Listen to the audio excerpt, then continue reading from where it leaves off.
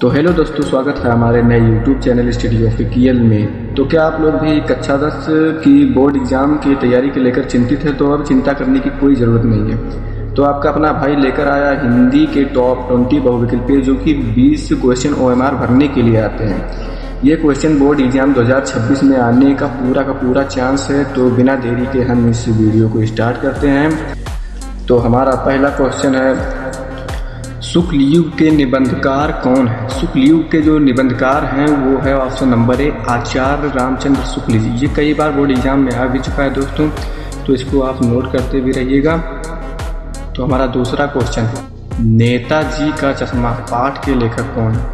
तो जो नेताजी का चश्मा पाठ के लेखक हैं तो वो हैं हरिशंकर परसाई जी। ये नेताजी का चश्मा पाठ के लेखक हैं। तो यहाँ से ओपन करते हैं तीसरा क्वेश्चन, बाल गोविंद भगत के लेखक हैं। इसमें बाल गोविंद भगत के लेखक कौन हैं? तो ये हैं फरेश्वर नाथ रेणु। तो फरेश्वर नाथ रेणु जी बाल गोविंद भगत के लेखक हैं। तो दोस्तों आप लोग भी यहाँ पर लेखक और कवि को लेकर बहुत कंफ्यूज हो जा रहे होंगे, लेकिन मैं बता दूं, जो गद्य खंड के रचनाकार हैं उन्हें लेखक कहा जाता है, और जो काव्य खंड यानी पद्य खंड के रचनाकार हैं उन्हें कवि कहा जाता है। तो हमारा चौथा क्वेश्चन है, लाख की चूड़ियाँ पाठ के केंद्रीय भाव हैं। तो यहाँ पर बताना है कि जो लाख की चूड़ियाँ है ना, वो किस पाठ का केंद्रीय भाव? वो सामाजिक संवेदना है। यहाँ पर ऑप्शन नंबर 3 दिया हुआ, सामाजिक संवेदना है लाख की चूड़ियाँ। यहाँ पर हमारा पांचवा क्वेश्चन है कि मनुष्यता कविता के कवि कौन है? मतलब कि मनुष्यता कविता के कवि कौन है? किसने लिखा है मनुष्यता कविता? तो वो लिखा है मैथिली शरण गुप्त जी ने। मनुष्यता कविता के कवि हैं। तो हम बिना देरी के जल्दी इस वीडियो को आगे बढ़ाते हैं। तो हमारा 6 नंबर क्वेश्चन है कि राम लक्ष्मण परशुराम संवाद के रचयिता कौन है?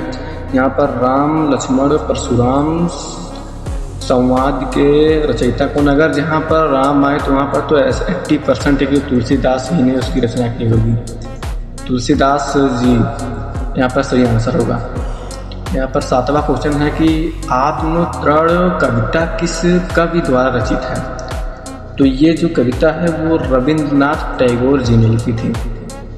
तो यहाँ पर हमारा 8वां क्वेश्चन देखेंगे आगे। यहाँ पर सूरदास किस भक्ति धारा के कवि हैं? सूरदास जो है ना वो किस भक्ति धारा के कवि हैं? तो वो है सगुण भक्ति धारा। यहाँ पर भी ऑप्शन हमारा सही हो जाएगा, सगुण भक्ति धारा के कवि हैं। उत्साह किस रस का स्थायी भाव है?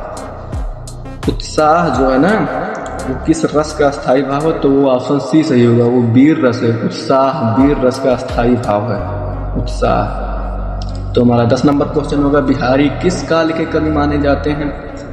तो बिहारी जो है वो रीत काल के कवि माने जाते हैं। यहाँ पर रीत काल ऑप्शन नंबर सी। तो हमारा अगला क्वेश्चन है यहाँ पर 11 नंबर। देखिए, भारतेंदु हरिश्चंद्र को कहा जाता है। तो भारतेंदु हरिश्चंद्र को वो है ना ही राष्ट्र कवि कहा जाता है, ना ही छायावादी कवि और ना ही प्रगतिवादी कवि। उन्हें कहा जाता है आधुनिक हिंदी साहित्य के जनक।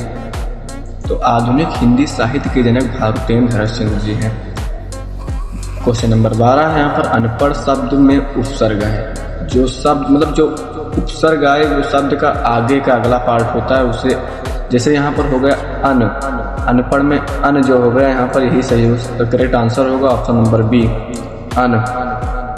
और अगर प्रत्यय की बात है यहाँ पर वो क्वेश्चन भी आ गया, लिखावट शब्द में प्रत्यय, यहाँ पर प्रत्यय आए अगर पीछे वाला शब्द हम उठाते हैं जैसे लिखावट, लिखावट में आवट आ रहा है, तो ऑप्शन नंबर ए ही आपका सही जाएगा, आवट।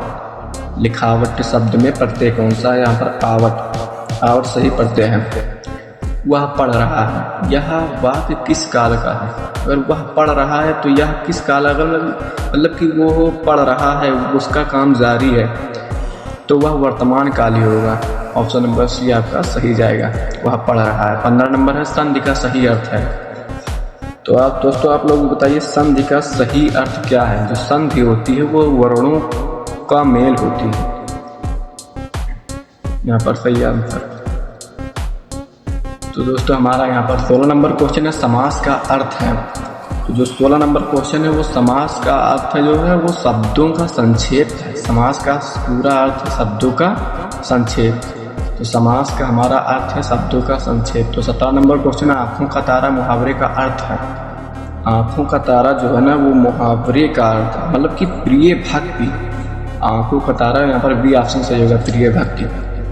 तो हमारा 18 नंबर क्वेश्चन है देर आए दुरुस्त आए, मतलब कि देर आए दुरुस्त आए ये क्या है? ये ना ही मुहावरा है, ना ही विशेषण हो, ना ही संधि। ये है ऑप्शन नंबर बी लोकोक्ति। लोकोक्ति हमारा सही हो जाएगा। 19 नंबर है पत्र लेखन किस प्रकार का लेखन है? तो पत्र लेखन जो है वो व्यवहारिक है।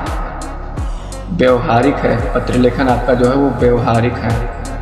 तो व्यवहारिक सही हो जाएगा। ऑप्शन नंबर आखिरी एवं लास्ट देखिए डायरी का एक पत्रा किस विधा की रचना है? तो डायरी का एक पत्रा जो है ना, मतलब कि डायरी का एक पत्रा किस विधा की रचना पूछा है? ना ही कहानी होगा, ना ही निबंध होगा, ना ही नाटक होगा। ये होगा आत्मकथा। तो डायरी का पत्रा जो आत्मकथा विधा की रचना है। तो दोस्तों इसी तरह अन्य सब्जेक्ट एवं विषयों की अगर आपको भी बहुविकल्पीय चाहिए तो आप इस चैनल को सब्सक्राइब कर लीजिए। अगर आप नए हैं तो चैनल को जरूर सब्सक्राइब कीजिएगा।